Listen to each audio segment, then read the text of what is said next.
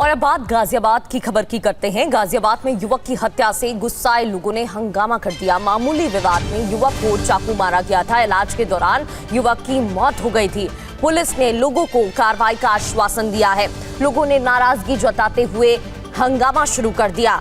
मृतक सूर्या को चाकू मारा गया था। पुलिस ने लोगों को कार्रवाई का आश्वासन दिया है। मामला दर्ज कर अभियुक्त की तलाश में पुलिस की टीम जुट गई है। तो असद पर सूर्या की हत्या का आरोप लग रहा है। इलाज के दौरान सूर्या की मौत हो गई थी, जिसके बाद गुस्साई भीड़ ने हंगामा किया।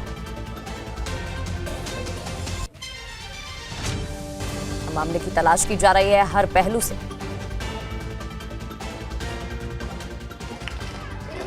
ये देखिए, दो तस्वीरें टीवी स्क्रीन पर आप देख रहे हैं। पहली तस्वीर सूर्या की आपको दिखा रहे हैं।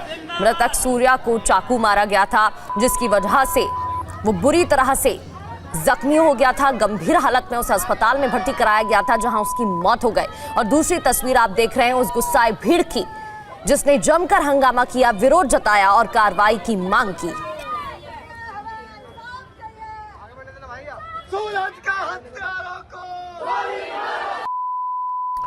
और गाजियाबाद में युवक की हत्या के बाद इलाके में तनाव का माहौल बन गया है। घटना से नाराज परिजनों और स्थानीय लोगों ने सड़क पर उतरकर जमकर हंगामा किया और अभियुक्तों की जल्द गिरफ्तारी के साथ कड़ी कार्रवाई की मांग की। हंगामे की सूचना मिलते ही पुलिस मौके पर पहुंची और लोगों को किसी तरह से शांत कराया। 28 मई को थाना क्षेत्र फोड़ा में दिन के लगभग 3:30 बजे एक लड़के को चाकू लगने की सूचना प्राप्त होती है। उक्त सूचना पर तत्काल ही थाना पुलिस द्वारा मौके पहुंचकर घायल लड़के को अस्पताल में भर्ती कराया जाता है, जहां आज इलाज के क्रम में दिनांक 29 मई को दिन के लगभग 12 बजे उसकी मृत्यु हो गई है। उक्त प्रकरण में परिजनों से प्राप्त तहरीर के आधार पर सुसंगत धाराओं में अभियोग पंजीकृत किया जा चुका है। आरोपी लड़के की गिरफ्तारी हेतु टीमें गठित कर दी गई हैं। शीघ्र ही गिरफ्तारी सुनिश्चित की जाएगी। पूरे प्रकरण में पूछताछ और साक्ष्यों के आधार पर अग्रिम वैधानिक कार्रवाई सुनिश्चित की जा रही है।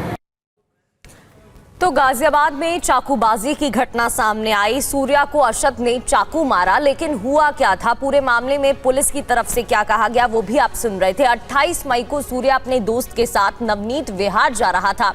रास्ते में सूर्या को अशद नाम का एक युवक मिला। वहां सूर्या और अशद की किसी बात को लेकर बहस हो गई और आरोप है कि अशद ने सूर्या पर चाकू से हमला कर दिया। सूचना पर पुलिस की टीम मौके पर पहुंची और सूर्या को अस्पताल में भर्ती कराया गया।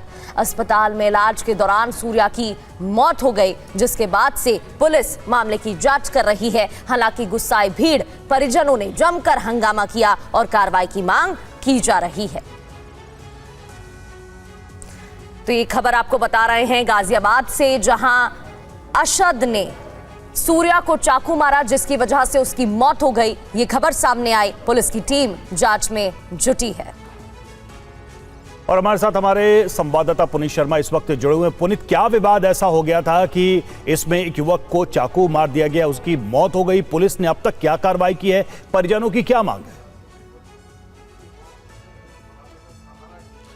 देखिए, सूर्या की असद, फरहान, आतिफ, नवाब, इन लोगों से पुरानी दोस्ती थी, लेकिन तकरीबन 8 महीने पहले इन लोगों के बीच में कुछ वाद विवाद हुआ और सूर्या ने उनसे दोस्ती तोड़ दी थी। लेकिन बताया यही जा रहा है कि बकरीद के दिन लगभग 3 बजे के आसपास असद ने फ़ोन करके सूर्या को बुलाया था। जब वो वहाँ पर पहुँचा तो असद ने अपने दोस्तों के साथ, जिनमें फरहान, नवाब, आतिफ और तमाम दूसरे लोग थे, उसके ऊपर, सूर्या के ऊपर चाकू से हमला कर दिया। काफ़ी ज़्यादा ज़ख्मी हो गया था। फोर्टिस अस्पताल ले गए, लेकिन 29 तारीख की दोपहर में उसकी दुखद मृत्यु हो गई है। माँ, आप देखेंगे पूरा परिवार इस वक्त गमज़दा है। असद 17 साल का था, महज 10वीं क्लास की पढ़ाई करने के बाद 11वीं में वो एडमिशन ले रहा था। घर की माली जो हालत थी वो ठीक नहीं थी और इसीलिए छोटी मोटी नौकरी भी करता था।